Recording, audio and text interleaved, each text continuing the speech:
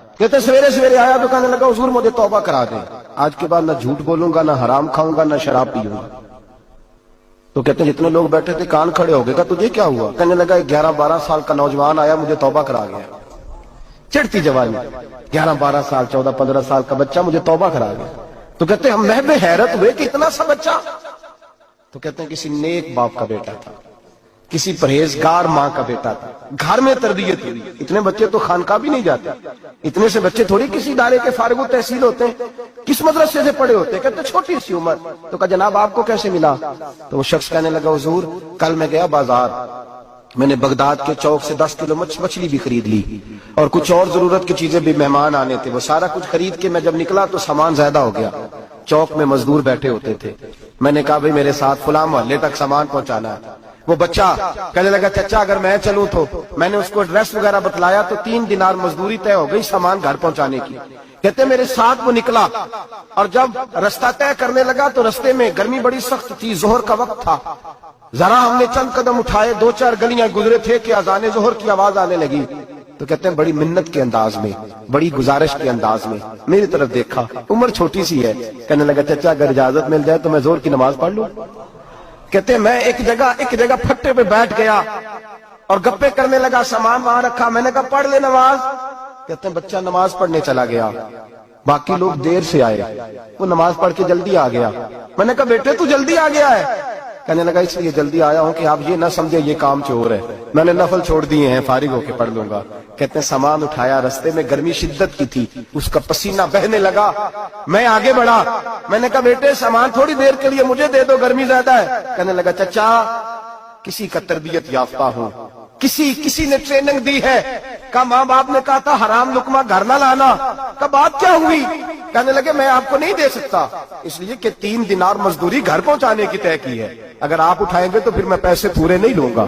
دامان نے توکل کی، یہ خوبی ہے کہ اس پر پابند لگے ہوتے پر دھبے نہیں ہوتے، میں پھر مزدوری پوری نہیں لوں گا، پیسے کم لوں گا۔ کہتے ہیں میں محو حیرت ہو گیا، اس جوان کی بات نے میرے سارے وجود تھر تھر کما ڈالا کہ اس دور میں اس قسم کے لوگ۔ کہتے ہیں گھر لے گیا اس کو، میں سامان رکھا، میں نے کہا تم یہاں ٹھہرو میں 3 دینار مزدوری لاتا ہوں۔ کہتے ہیں پیسے لینے گیا تو بیوی کو بتایا بڑا نیک ہے، بڑا پرہیزگار جوان ہے، کہنے لگی روٹی پکی ہوئی ہے، اسے کہو دوپہر کا کھانا کھا لے۔ کہتے ہیں میں باہر گیا، 3 دینار تھمائے، میں نے کہا بیٹے ایک بات مانو گے؟ تو کہتے ہیں 3 دینار دے کے کہنے لگا اب تو آپ مالک ہو گئے، میں نے نمک کھا لیا ہے، اب تو ہر بات مانوں گا، اصلہ نال جے نیکی کریے نسلہ تاک نہیں بھول دے، میں اب ہر بات مانوں گا۔ تو میں نے کہا دوپہر کا کھانا کھا لو۔ کہتے ہیں اس کی گردن جھک گئی اور بڑے دھیمے لہجے میں کہنے لگا میں نہیں کھا سکتا، میں نے روزہ رکھا ہوا ہے، روزہ رکھا ہوا ہے، نفلی روزہ رکھا ہوا ہے۔ کہتے میں اور پریشان ہوا، میں نے فوری طور پہ سوال کیا کہ اب تو کدھر جائے گا؟ تو کہنے لگا اب میں کہیں نہیں جاؤں گا، میرے 1 دن کا خرچہ میرے ماں باپ نے جو ڈیوٹی لگائی ہے وہ 3 دینار ہے، پورا ہو گیا ہے، اب میں باقی جو وقت بچے گا یا قرآن پاک کی تلاوت کروں گا یا محمد عربی پہ درود و سلام پڑھوں گا، میں اب کوئی اور کام نہیں کروں گا۔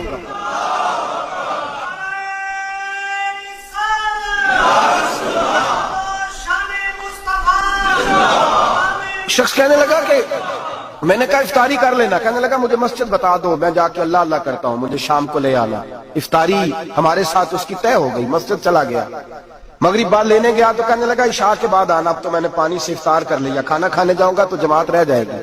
کہتے ہیں عشاء کے بعد میں لایا، اس کو کھانا کھلایا، رات گہری ہو گئی تو میں نے کہا تو سو نہیں جاتا؟ کہنے لگا کوئی حرج نہیں، کبھی دور مزدوری کرنے نکل جاؤں تو رہ بھی جاتا ہوں، گھر والوں کو پتا ہے۔ کہتے میں نے مسافر خانہ کھولا، یوں سمجھیے ڈرائنگ روم بیٹھک میں نے کھولی، اس کو سلا دیا، میں اور میری بیوی اپنی معذور بیٹی کو روٹی دینے گئے اور ہم نے جا کے اس کو کھانا کھلایا جو ٹانگوں سے معذور تھی، اور ساتھ کہا کہ بیٹی آج بڑا پرہیزگار جوان ہمارا مہمان ہے، آج چڑھتی جوانی اور تقوی کی روشنی اس کے چہرے سے چمکتی ہے، کیا بات ہے، بڑے ہی اچھے گھرانے کا تربیت یافتہ ہے۔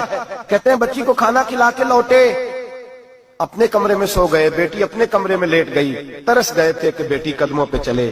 تہجد کا وقت ہوا تو دروازے پہ دستک ہوئی، بڑی بے چینی کے ساتھ اٹھے میاں بیوی، کون ہے؟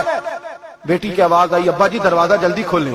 کہتے ہیں کلیجے پھٹنے لگے، ذہن بکھرنے لگے، سوچے ہیں کہ وہ 2-1 منٹ ہمارے اوپر پہاڑ بننے لگے، دروازہ کھولا تو وہ بیٹی جس کے لیے ترس گئے تھے کبھی چلے گی، وہ اپنی ٹانگوں پہ کھڑی ہے، کبھی دوڑ کے ادھر جاتی، کبھی دوڑ کے ادھر آتی، बेटियां परेशानी का फोन कर दे तो फिर भी आंसू निकल आते हैं, और बेटी के घर में खुशी आ जाए तो फिर भी माँ बाप रो के ही शुक्र अदा करते हैं। इनके लिए रोते ही रहते हैं, कहते मैं तड़प गया। बीवी भी रोने लगी, बेटे ये क्या हुआ? हम तो मायूस होने लगे थे माज़ अल्लाह कि अब तू ठीक नहीं होगी, क्या हुआ? कहने लगे अब्बा जी अम्मा जी आपने बताया ना नेक जवान आया है, नेक आया है, तो मैं आप चले गए तो मेरे दिल में ख्याल आया, ए अल्लाह अगर वो वाकई नेक है तो उसके सदके मुझे शिफाई अता फरमा दे। या अय्युहल्लज़ीना आमनू इत्तक़ुल्लाह वब्तगू इलैहिल वसीला, ऐ अल्लाह सेहत ही दे दे। कहते अभी मेरी दुआ भी पूरी नहीं हुई कि मेरा वजूद हरकत करने लगा, और ये देखो मैं उठ के खड़ा हो गई हूँ। कहते हम लोगों ने ये देखा तो भागे उसके कमरे की जानिब, जब दरवाजे पे हाथ रखा तो दरवाजा खुल गया, आगे गए तो पलंग खाली था, एक रुक्का छोड़ गया है। कहने लगा मुझे पता है मेरी हकीकत खुल गई है, मैंने ये करामत कोई कंपनी की मशहूरी के लिए नहीं दिखाई कि लोग मेरे पीछे भागने लगे, मुरीद होने लगे, तवाफ करने लगे, मैं तो अल्लाह का बंदा हूँ।